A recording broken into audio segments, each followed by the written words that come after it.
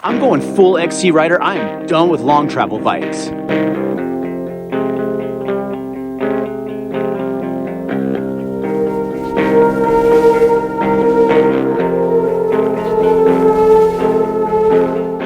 All right, that was full clickbait. The truth is, I've been riding an enduro now for the last 2 years, and I was really looking forward to get something that has less travel because I want to be able to climb better. I want to build my stamina up. So I purchased my YT Izzo Core 2. In today's video, we're going to be talking about what I've done to my YT Izzo, and we're also going to be taking on some trails that I'm very familiar with here in Sedona. And at the end of this video, I'm going to be giving you my opinion on how I feel about riding a short travel YT Izzo Core 2. And before we get into this, let's cue the YT Izzo money shots.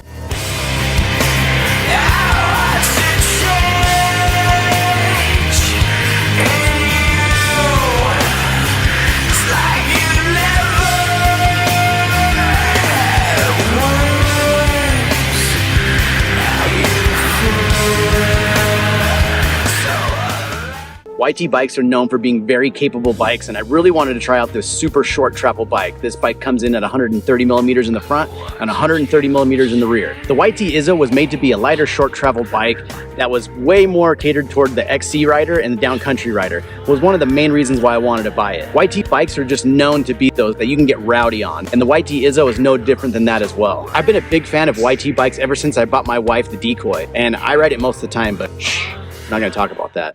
And if you're a fan of the channel, you'll notice that I spend most of my time on my Evil Reckoning, which is a 160 in the rear, 170 in the front. But enough about that bike. I really want to talk about this YT Izzo. I decided to go with the Core 2 Izzo instead of the Core 3 and the Core 4, simply because of the fact that I love to upgrade my parts, and I figured why spend the most money on a different bike that I'm going to change all the parts out anyway. The YT Izzo Core 2 comes in at a great price in my opinion, $32.99. That is an aggressive price, so let's dive in.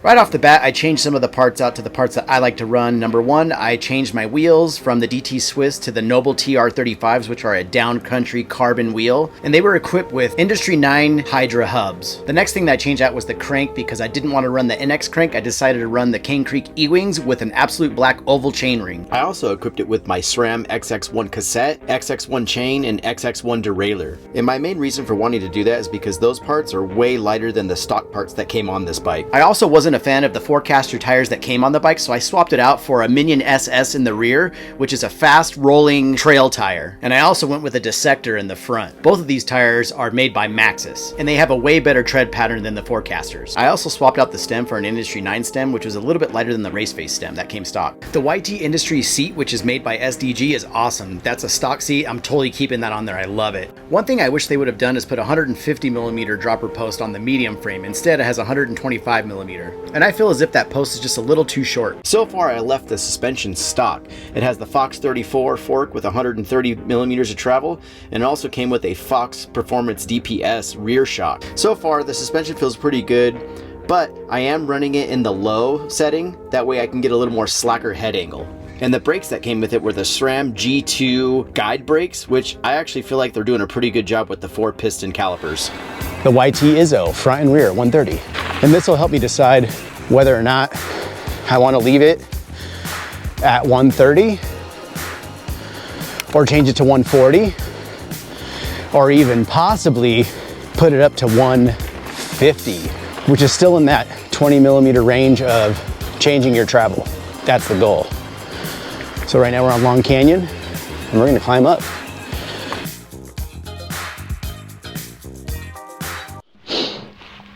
All right, so we just got to the top of Dead Man's Pass. I will say, climbing this, way easier than my enduro bikes. I'm definitely convinced on short travel that climbing is where it's at. I always try to tell myself, nah, you just gotta work harder, but dude, it is hard to climb with a long travel bike, dude. It sucks. It's just not fun. The real test now is to see how this thing does on this little downhill section right here. It's pretty fast, got some chunky stuff. It's nothing too crazy. I'm just checking back to see if hikers are coming. But it's definitely fun and fast. And there's gonna be a couple of like little hairy spots. I have my fork wide open, so let's go ahead and let's try this.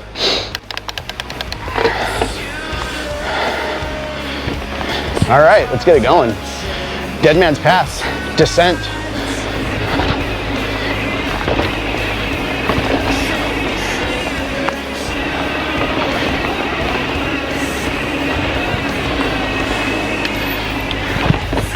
Oh yeah, some chunky stuff right here, baby. Let's get it. This bike is just so much lighter. I'll tell you that much.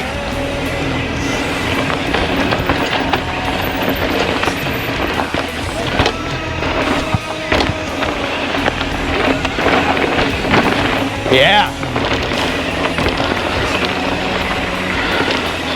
I can say I'm glad I filled up the air on this thing because I definitely feel a difference on more support on the 130 travel fork. I went with the specs. Says you should have like 90 for my weight. Put it up to 120 and it feels way better. Or 110.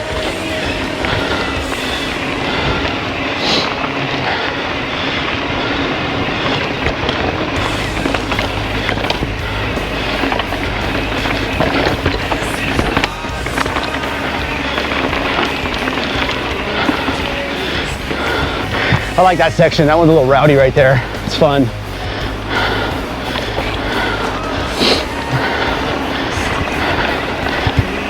This one has a little drop or something right here, I remember. Yeah. Woo, baby.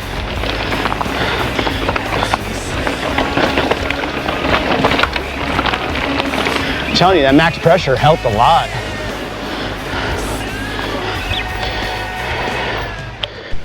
All right, so we're about to do the Mescal climb, so I'm gonna lock everything out, locking the fork out, locking the rear shock out, and let's do some climbing. All right, well, I'm not gonna lie. This climb gasses me out. I'm hoping it'll be less. So let's see how we do. But definitely an elevation gain here. I'll put it down on the screen. It's not that high. It's just steep in some sections. So, and let's face it, riding dirty ain't the best climber.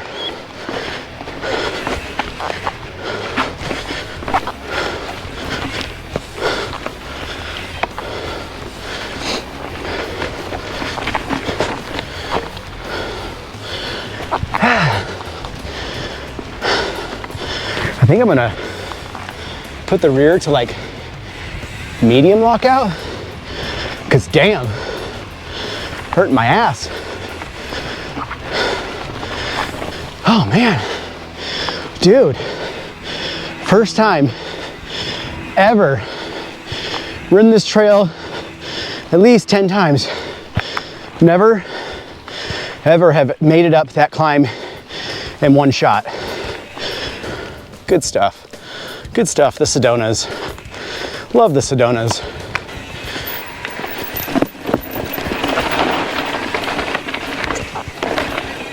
God, I love this bike.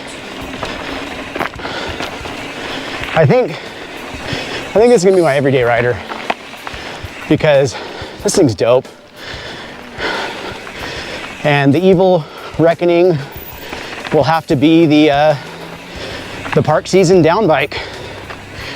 So that's just what we're gonna do. All right, so then a little section right here that is a little tricky. Let's see how this bike does. But we'll see how this bike does, right? Yeah, baby, got it. Back on the trail, back on the trail. But yeah, so by the way, that last section, they call that the more difficult section. I call it the only section I know. Because when I came here with Drew Zeraldo, he's pretty much the dude that showed me all of Sedona. And he knows all the hot spots. He knows I'm a worthless climber, so he took me to this place, which is pretty fun. And if you wanna see someone who can shred everything in Sedona, I'll leave a link to his channel down below. That dude's done like almost every trail there is out here. And not just the popular ones, all of them. But yeah, YT in Arizona, Sedona, murders it. Fun stuff. All right, well, here are my final thoughts on the YT Izzo Core 2. Rad bike. Never thought I would ever be able to have so much fun on a short travel bike. I thought I had to have at least 160 or more to slay a bunch of stuff, and guess what? I was wrong. 130 was just killing it out there. I will say I wouldn't want to take this bike to a downhill park, but definitely for Sedona trails, definitely for my local trails, super fun stuff. One of the big things I do want to mention though is that I did not run with the spec pressures on the fork and the rear shock. Main reason for that is that it just felt a little too soft for me. I went from 90 PSI in the front to 110, which helped a lot. And then the fork felt really good. That way I could ride it wide open. And then on the rear shock, I went about 30 pounds heavier. After that, I really think that adjustment really helped. But other than that, like the bike felt fantastic. It's a fun bike. I'm super stoked on it. So that's it for the first ride. I'm going to be doing a lot of videos on this bike because this is what I'll be riding primarily the most in a lot of my videos coming up soon. For the stuff that I ride and all the techie trails and my local stuff, it's just better to be on a short travel bike. So stay tuned for more videos on the YT Izzo Core 2. That's it for today's episode. Thanks for watching.